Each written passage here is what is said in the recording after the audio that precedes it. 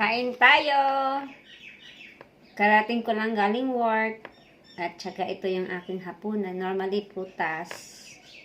Pero, yung humba ko.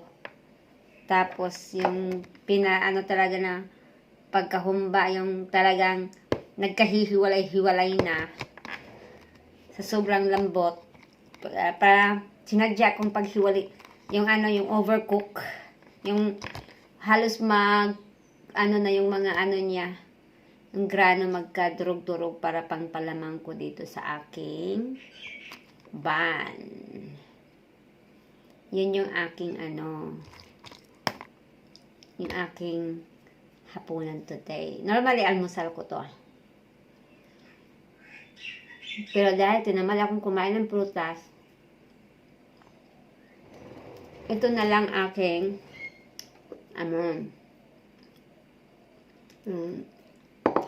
aking hapunan. Kain tayo.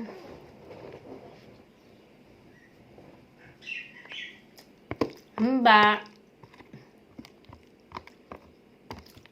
yung aking palaman.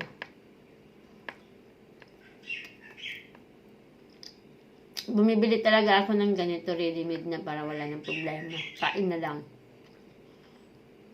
Ganito yan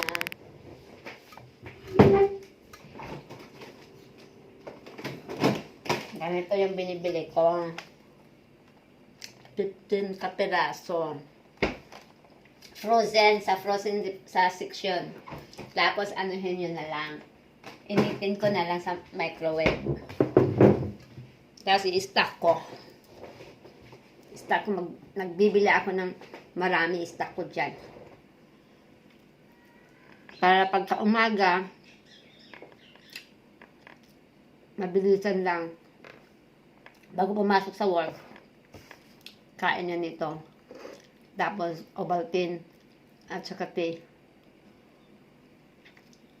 Pero dahil tumigil ako ng Ovaltine, kasi nag-Baligras ako. Baligras yung aking iniinom ganito sa umaga.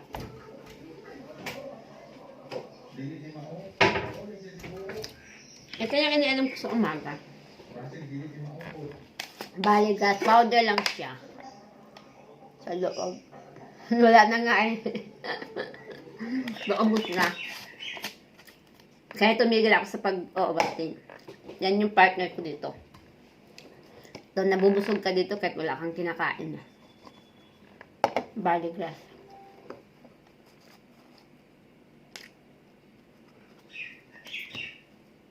Pero kahit nagbabaligras ako, di mawawala ang tea. Ang tea ko. Meron akong tea. Diet tea. Kaya kahit malakas ako kumain, hindi ako lumalaki ng ganun. Kasi, umiinom ako ng diet tea. Kaya kahit lamon pa ako ng lamon, hindi ako ganun kalaki. Dahil sa diet tea ko. Tapos sa gabi din ako makain ng marami. Prutas lang talaga ako sa gabi. Sa alas 5, alas 6 ang pinakaano ko matagal na hapunan. After that, wala nang kainan. Pag ako'y nagugutom, halimbawa naka-edip ako mula work, pag nagugutom ako pagising ko, magtiti na lang ako. Hindi na ako kakain. Kahit nagugutom ako, ayaw kong kumain. Basta after 6 na. Kakain lang ako ng marami during basta bago mag 6 p.m. Makain ako ng marami niyan. Mula umaga hanggang gabi kakain ako ng marami.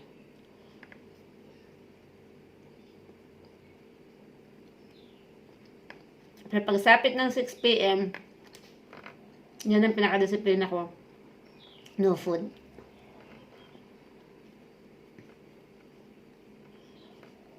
Halik kayo, enjoy. Kain tayo.